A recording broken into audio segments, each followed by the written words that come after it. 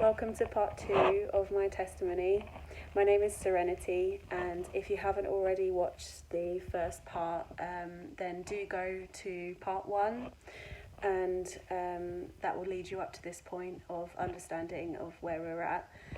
But getting back to my experience of what happened, I had given up on everything. I had given up on life itself. I felt the hope inside me had died that day, when I had overdosed and been refused any intervention, being refused any help.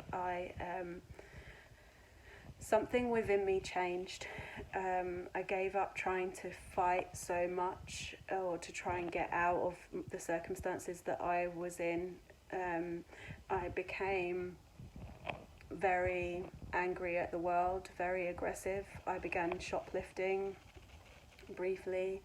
At that time I met my boyfriend, who really just provided me with the listening that I needed. I needed to be heard, and he heard me, and I opened up about everything. I was a complete open book. It didn't take much to get this from me because I so needed to be heard. I told him everything. I told him about all that had happened at home, and he sat and he listened, and he didn't try to interject. He didn't judge me. He didn't shout me down. He just listened and he just heard. Around that time, I was also living within a hostel because the relationship between my mother and I had completely broken down. She had divorced her partner. Thank God, she had done that, and as a result she was really suffering financially, so she couldn't actually even afford to house me. So I was in a hostel, and I'd met my first boyfriend, who over the process of about 3 years groomed me into the sex industry. He did this very slowly, so he provided me with everything I needed emotionally by listening to me, by hearing me, by giving me comfort when I needed it about everything that had happened in my past, and he would gradually break down my boundaries, so because I'd already given so much in what I'd disclosed to him, and the vulnerability that came with that, he then gradually started to turn around and have certain expectations of me. Most of those would be sexual expectations, or to do with my aesthetic. I had to look a certain way. I had to portray a certain image, and this then gradually started to overlap into my work and what I did for work. I was in administration at the time, but he would say things to me like, "Oh, I don't feel like the job that you're doing is sexy enough. I'm not sexually attracted to you," and so he actually withheld affection for a really long time. And what he was doing was he was just gradually conditioning me to associate transactional sex, with the norm, because he would also shower me with all these gifts, that I didn't even want, and he just used to get me so much and spend so much money, and then use it as a guilt trip and go, right, well, you owe me, what are you going to do for me? And then of course all of that manifested as trying to cause me into sexual acts that I wasn't comfortable with doing. So this then led to me feeling as if it was my own choice to go into that industry, because I'd felt so rejected by my boyfriend at the time, and he was very clever how he led me. He misled me into that. I started off with dancing, so I did lap dancing to begin with, and that later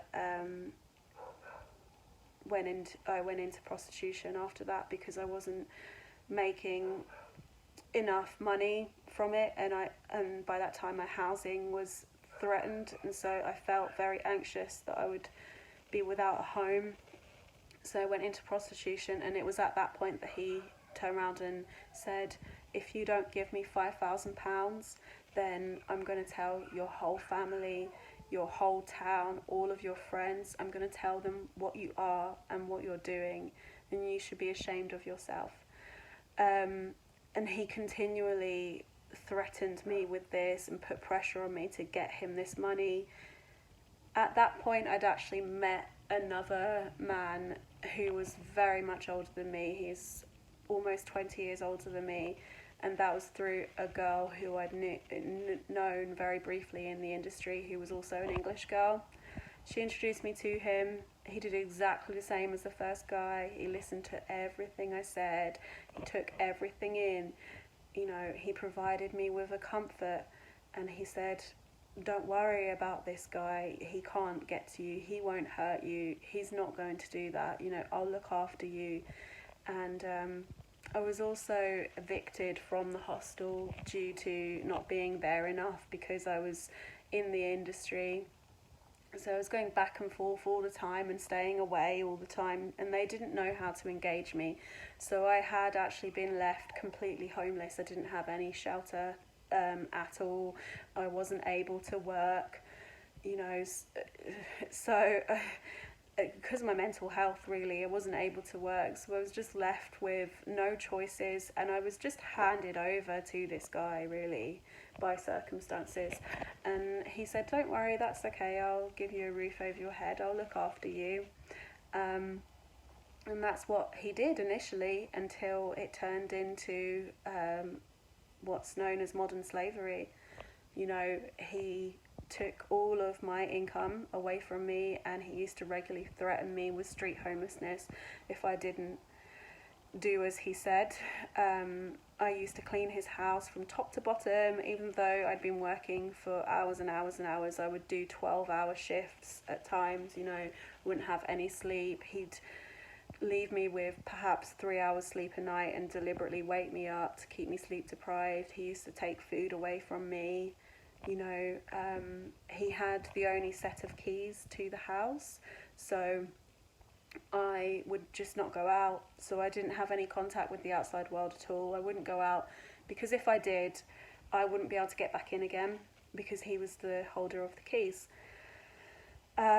So at this time, I again was completely and utterly lost in everything, and I was just being subjected to more and more and more trauma, you know, and more hopelessness. I had entered into that industry feeling as if money was the only way out. Money had become my saviour. Money was what I worshipped. Because if I was to just have just enough money, then I'd be able to sustain myself. I'd be able to buy a house. I'd never be dependent on any man or anyone who was going to abuse me. I would never again be abused, and I would be using the men, not the other way around. You know, I felt like, yeah, that's my way of taking my power back. I was so angry. You know, I wanted to hurt men at that time, and that was my way of feeling like I was achieving it. You know, and the next thing that happened, you know, I was in that industry for quite a number of years, and I was subjected to so many horrific instances.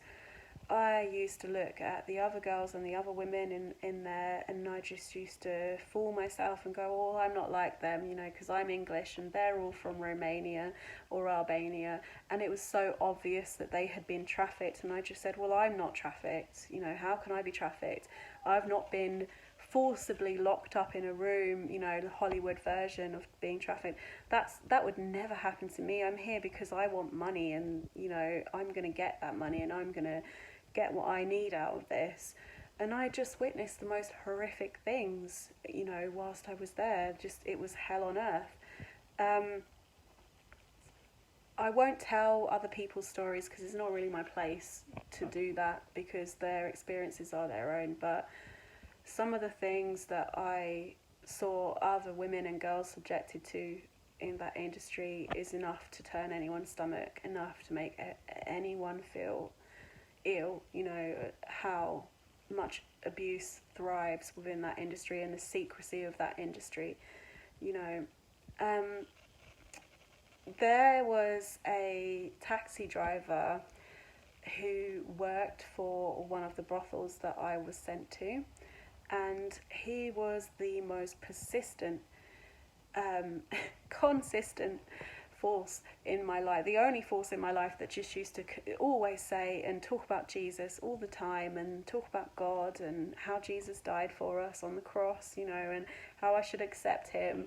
I used to get so angry whenever he mentioned Jesus. I just used to think, oh, this is the last I need to hear. I'm exhausted. All I want to do is go home and sleep. I'm so tired. I just want to go home.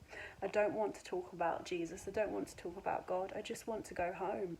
You know, so I used to get really annoyed whenever I used to get given this driver as my driver, because I used to think, oh no, here we go again. He's just going to start talking about Jesus.